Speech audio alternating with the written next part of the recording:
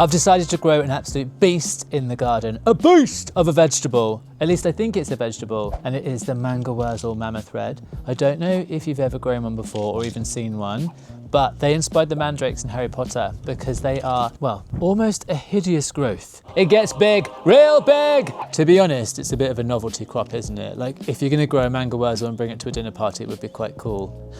I've got a bit of a secret. I have actually sowed some already, so I have got a little bit of a head start. I think I'm gonna sow some more. Should we? Shall we?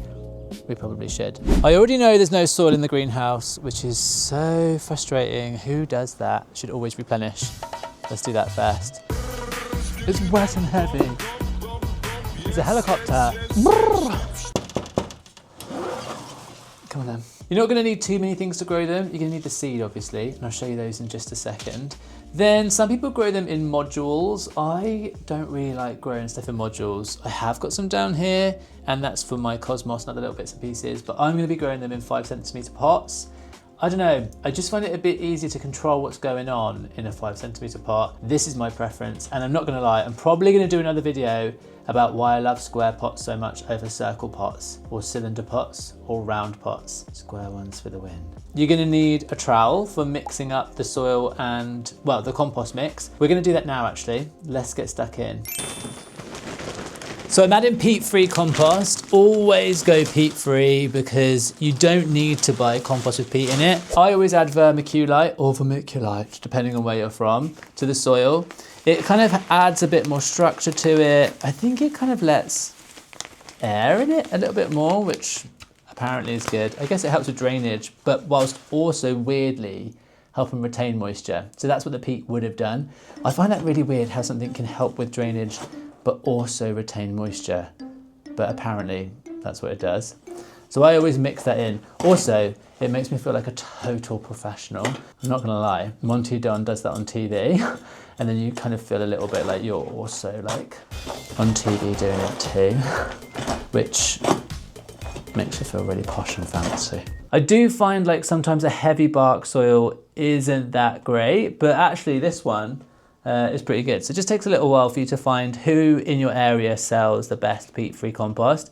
Then once you found it, you're a shoo-in. Usually I do add a bit more sand to it, but I've run out. So there's no sand going in this because there's no sand in my house and I'm not getting in my car to go buy some sand. I'll get some tomorrow.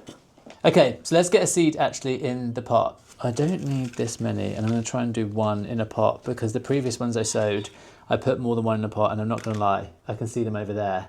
They are sprouting like mad. So let's just get one seed for now.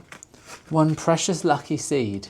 All you're gonna wanna do is dig a little hole about sort of 2 to 3 centimeters deep, maybe 3 just for luck because it is quite big. Get your little seedy baby and then pop it in. Now you could water at this point, some people do. I'm just gonna water it in a second because it seemed to work last time.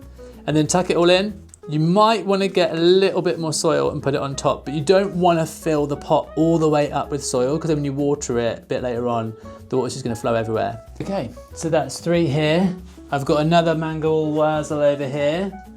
I think we're ready to give them a little water. Then they're done.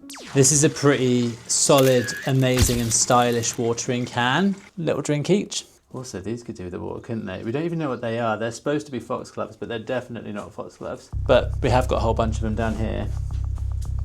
Another video on that, I think. What's really exciting, that I kind of mentioned a little bit before, I actually sowed a whole bunch of them, I don't know, maybe about 3 weeks ago now.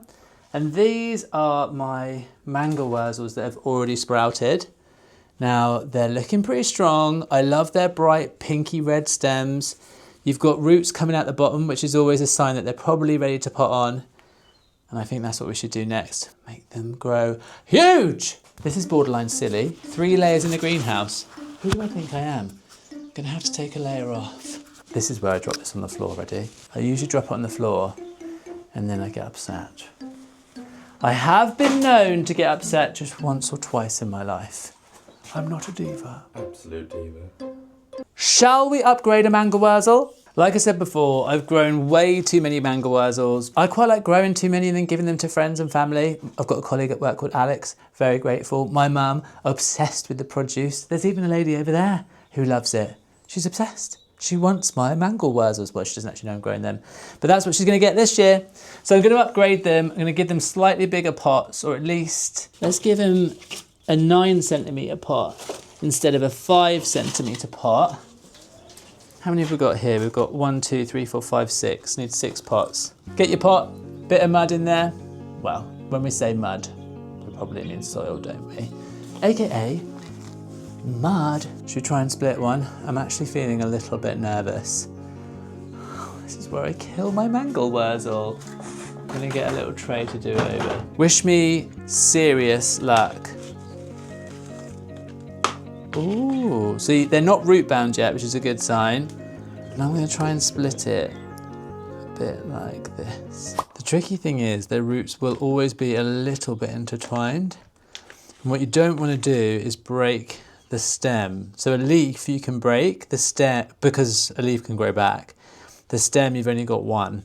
So they are quite fragile in this instance. You get it in. I kind of want to make sure that those roots go down in there and then fill in back around the plant. They are always a little bit more wobbly once they've gone in, which is always a little bit depressing. After they've been in there a while and the roots have gone back around, then the plant will be just as steady as it was before. And that is that Mangelwurzel now ready to grow on in its bigger 9 centimetre pot and become the beast it's always wanted to be. I've got a few more to do. I've accidentally grown. I don't even want to count, there's way too many. Well, let me know what you're thinking. Are you going to try growing some Mangelwurzels? These are Mangelwurzel Mammoth Red. There are orange ones. There are probably other colour ones other than orange and red. If you're not growing this one, then what other beast vegetable are you growing? Or fruit? I'm going to do giant pumpkins because why wouldn't you? And I've also got Tromboncino on the go. You know those sort of giant courgettes that look like some sort of trombone